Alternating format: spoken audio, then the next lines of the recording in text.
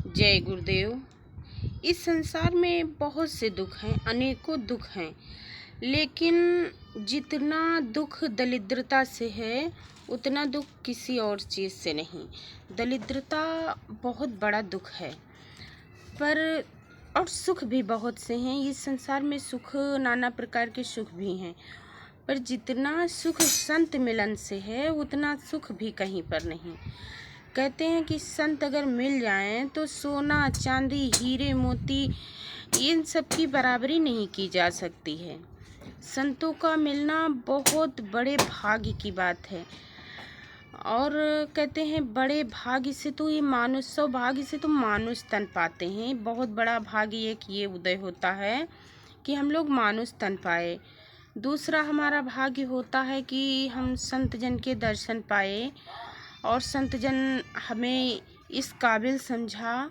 तीसरे में ये होता हमें अगर संतों के दर्शन होने के बाद अगर गुरु दीक्षा मिल गई, संत जन से भेदी संत अगर मिल गया नाम भेदी, तो वो हमें सौभाग्य की बात होती। बहुत बड़ा ये बात हो गई है, छोटी मोटी बात नहीं हुई। इसीलिए कहते हैं कि इस दुनिया में ये बहुत बड़ा काम है, पर हम लोग समझ नहीं पाते हैं कि ये क्या होता। हम लोग तो ये समझते कि हमने ऐसा किया तो ये हुआ, हमने वैसा कर दिया तो वो हो गया। पर संतों की कृपा, संतों की दया, संतों के मेहर से बहुत बड़ी बात होती है। कहते एक भाई साहब रहा करते थे, तो छोटी सी कहानी है। उन्होंने कहा कि देखो, कबीर साहब के समय वो भाई साहब के पास कबीर साहब गए, बोले कि आप गुरु दीक्षा ले लो। उन्होंने बोले कि देखो भाई, मेरे पास तो टाइम नहीं, मैं तो गुरु दीक्षा भी नहीं ले सकता क्योंकि मेरे बच्चे छोटे हैं। कबीर साहब वापस चले गए। बोले अच्छा, बच्चे बड़े हो जाएंगे तब ले लेना। बोले ठीक है।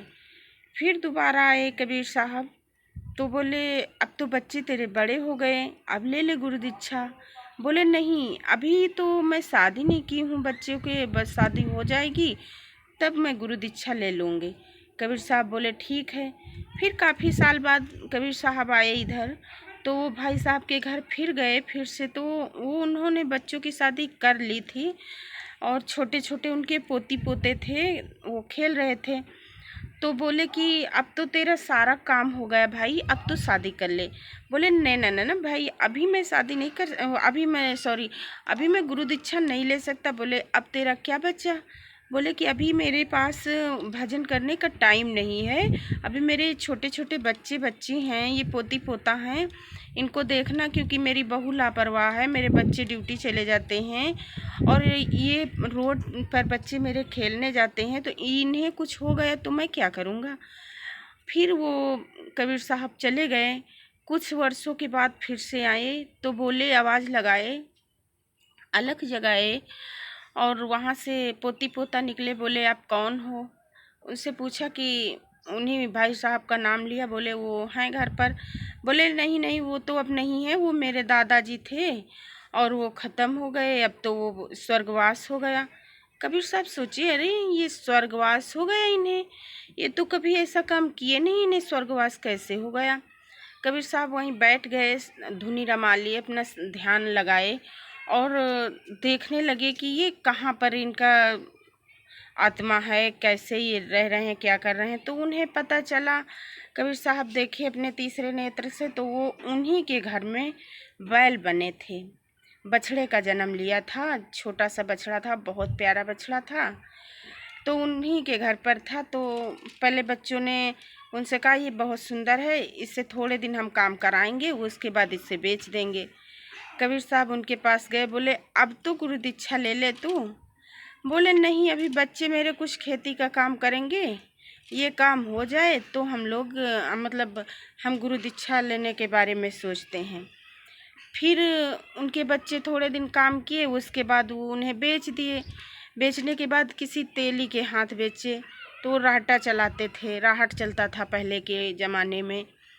और फिर तेली के यहाँ थोड़े दिन रहे, तो तेली ने फिर थोड़े दिन के बाद अब कुछ दिन बैल को घर वालों ने काम किया खेती किसानी का, उसके बाद फिर बेच दिया। फिर जा कर के वो तेली भाई साहब ने बेच लिए, तो बूढ़ा भी हो चुका था, उसे कसाई ले गया, उसे जिंदा काटा, उसकी खाल निकाली, उसे मढ़ा नगाड़े में और उसको खूब खींच के बजाया। तो कबीर साहब की बातें उससे याद आने लगी। बोला कि ले लेते गुरु दीक्षा तो अच्छा होता, ऐसे कर्म ना करने पड़ते, ऐसे कष्ट हमें ना भोगने पड़ते। लेकिन जब समय निकल गया तब दिमाग में आया, अगर यही बात वो पहले चेत लेता, पहले से जान लेता तो ऐसा नहीं होता। हमारे आपके भी यही हाल है। हम आप इस संसार में, इस माया मोह में इसी को अपना परिवार को घर समझते हैं, इस घर को अपनी दुनिया समझते हैं, इसी घर को हम अपना संसार समझते हैं। पर ऐसा कुछ नहीं, हमारा एक है ही नहीं कुछ। हाँ, रहने के लिए, टाइम पास करने के लिए हम लोगों को एक साथी की ज़रूरत होती है। जैसे कि हम लोग बचपन हुआ, माँ बाप थे, तब यही नहीं लगता था कि हमें किसी की ज़रूरत है, हमें कोई चाहिए। फिर शादी हो गई तो हमें नहीं लगा कि अब मुझे माँ बाप की ज़रूरत है, हम अपने घर पर रहने लगे। फिर बच्चे हो गए तो हमें ये भी नहीं लगा कि अब हमें सास ससुर की ज़रूरत है, क्योंकि हम अपने बच्चों में रहने लगे, उनकी सेवा में रहने लगे। ऐसे ही करते करते हम एक दूसरे से दूर होते भी चले गए और हमें कुछ मिला भी नहीं, या अंत में हमें कुछ भी हाथ नहीं लगा। जो मिला उसे हम छोड़ते चले गए।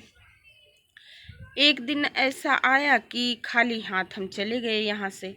ऐसे समय को व्यर्थ गवा दिए पूरा।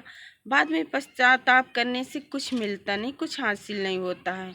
इसीलिए आप लोग समय के साथ चेत जाइए। समय से अगर कोई आवाज़ आ रही किसी की, गुरु की या किसी संत की या किसी गीता भागवत रामायण की अच्छी कोई बातें हैं तो उनको सुन लेना चाहिए। कल पर डालना चाहिए तो वो बुरा काम हो, अच्छे काम को तत्काल तुरंत कर लेना चाहिए। आप लोगों से यही विनती है। फिर तो आप लोग समझदार हो, आप लोग समझते हैं। जय गुरुदेव।